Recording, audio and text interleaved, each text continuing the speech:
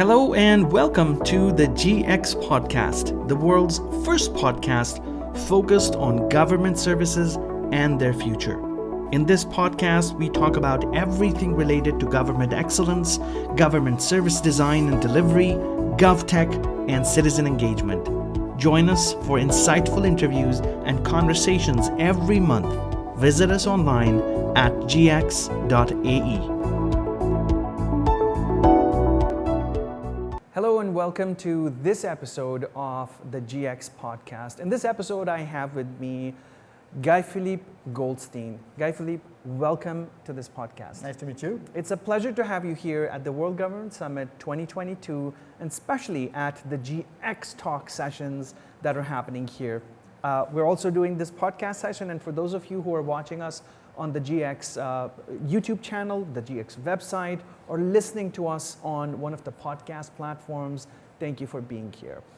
Guyfilipe, you are an expert in cyber defense, cybercrime, cybersecurity, the whole cyber stack. Help us understand what era of cyber defense are we living in right now? So we are living in a very elevated area of risk, both actually in terms of, say, nation-state security, and we can talk a lot about that, but also the corporate security. And actually, at the end of the day, the two are intertwined. In terms of nation-state security, we've seen actually, not only over the last 10 years, but actually over the last 2-3 years, that lots of what we call critical infrastructure can effectively be stopped via cyber attack. May that be oil pipeline, electrical grid, water treatment plant, or even ports operation, things which are probably dear to the hearts of people here in Dubai.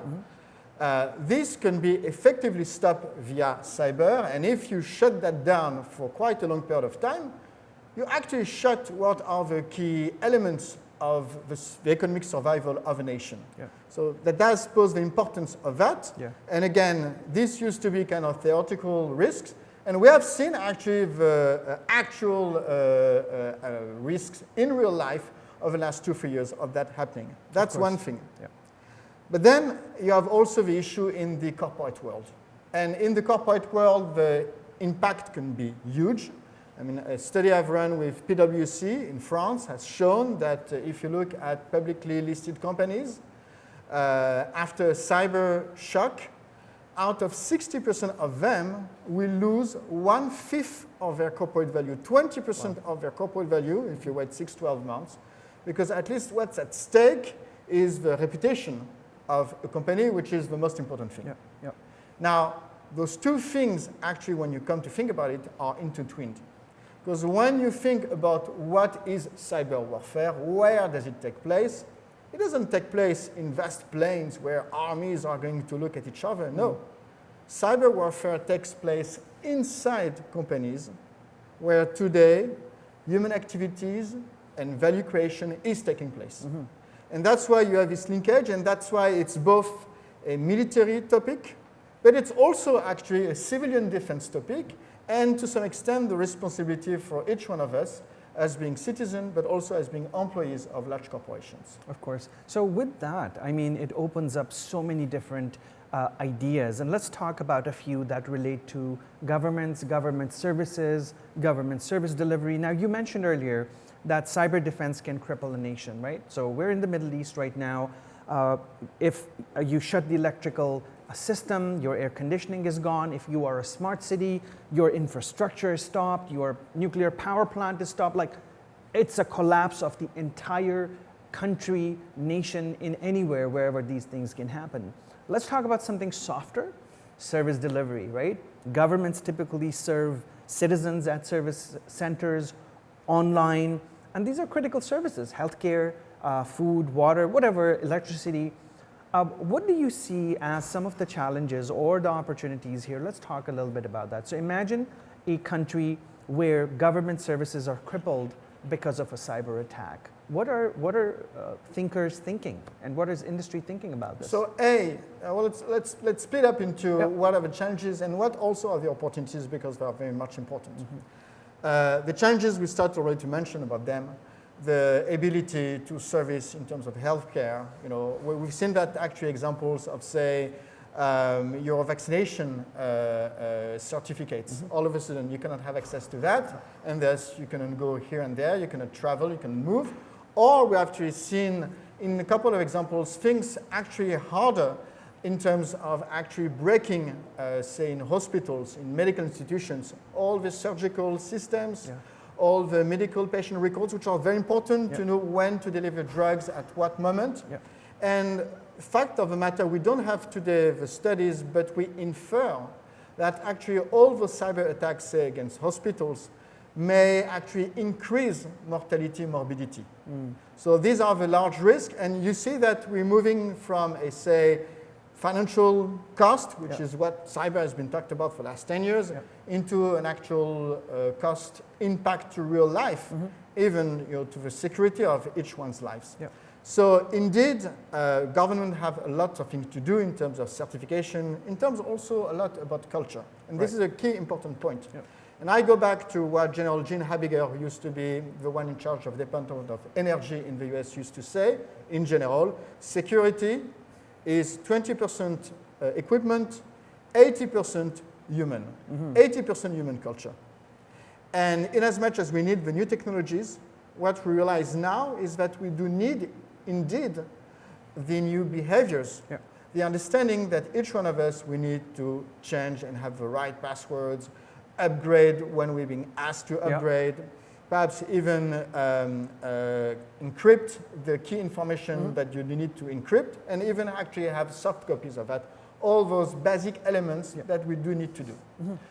So these are the challenges, and as we say, they are important, they are technical, but there are a lot actually about changing behaviors and culture. Now, what is the opportunity? And this is the fascinating part of cybersecurity. When you look back at the way, say, nations would label themselves of high-quality manufacturing. You had Swiss quality, you had Dutch Qualitat, Swiss-made. All that were from a time where the problems that you have with a machine happens because of incident with nature. You didn't screw the things properly, and then after some time, there's a problem. Cyber changed completely everything. Because all the machines are going to be run by code. And in cyber, you just don't wait for nature to all of a sudden create incidents. You have the malicious intent of criminals or nation states that are going to be much smarter than nature and immediately find the vulnerabilities and hack the whole stuff. Which does mean that tomorrow, what we call qualitate in manufacturing, in service providing, that will actually be cybersecurity. And if you want to be a nation that has this image of high-quality manufacturing, high-quality service delivery, you will need to be a high-quality cybersecurity nation. And that's a key important thing, both for nations and for companies too. So in the past, I would say at least 3 years, we've seen some really, really major hacks, from the pipeline hack, where it not just crippled the flow of oil in the US, this was Colonial Pipeline, but that led to, so that was one. There was another one where a managed service provider was hacked, and in America, but supermarkets and stores and grocery stores in Europe were affected, because now we're connected. As technology has no border, different things are connected with each other. So the implications can be really, really serious. We're also looking at the emergence of, let's say, autonomous cars, right? Tesla is a great example. You can start your car remotely and call it to you, but hey, what happens when the bad guys hack all Tesla cars, or your infrastructure, or your metro line, for that matter? So this is where we're slowly moving into the territory of the future of cyber, which is coming very fast, by the way. It's not out there. You mentioned the autonomous Tesla cars, which are on their ways.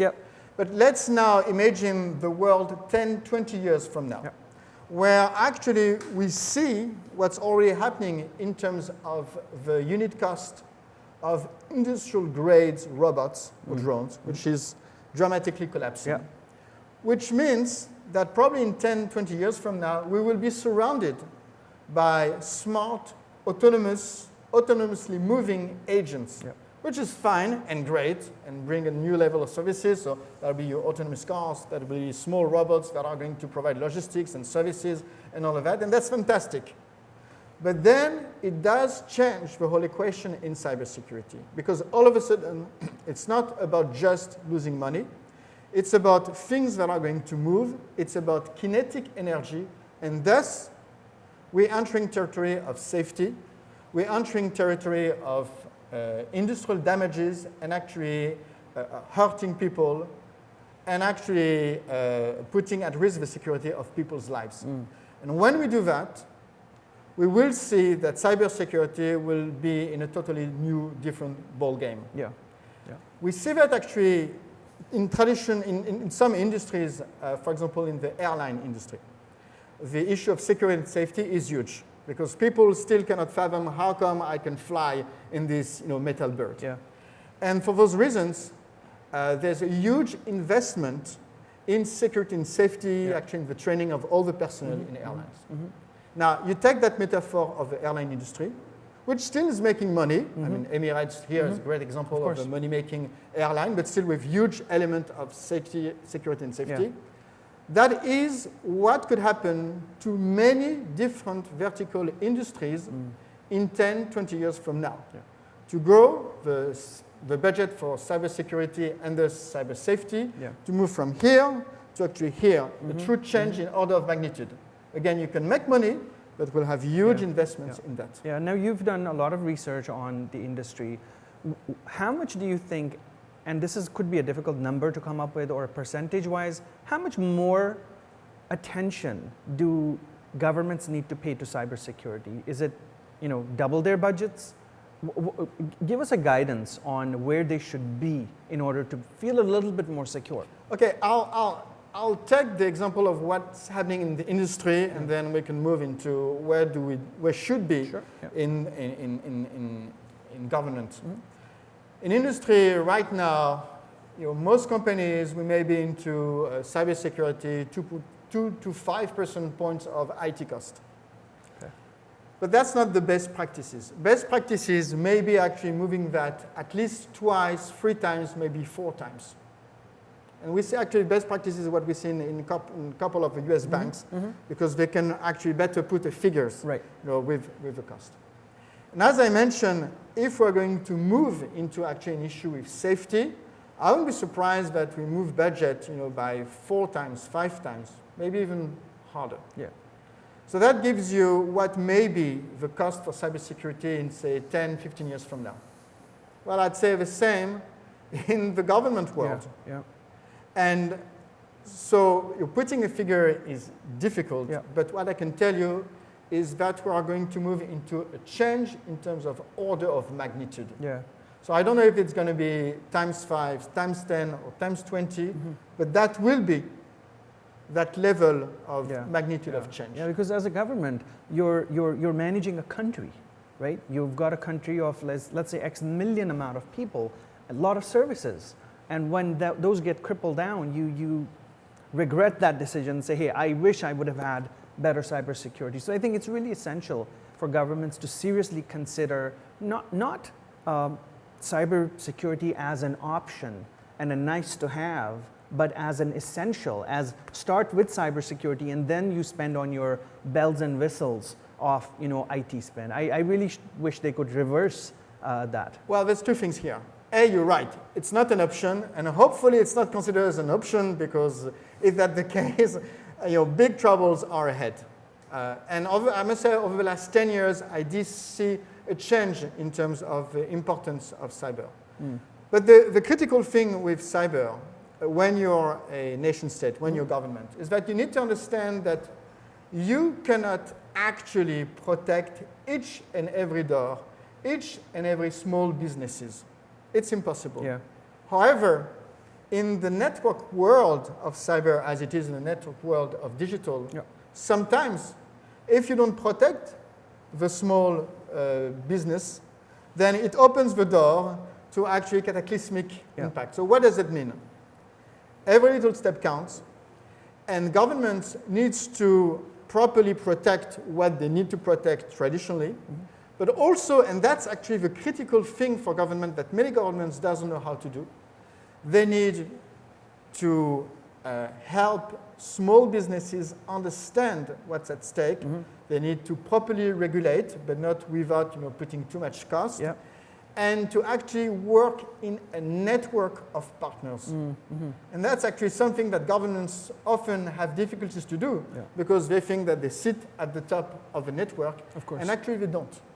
They are key players of that network, but they need to think through all the different stakeholders that they just cannot replace. Of course. And that's a critical element.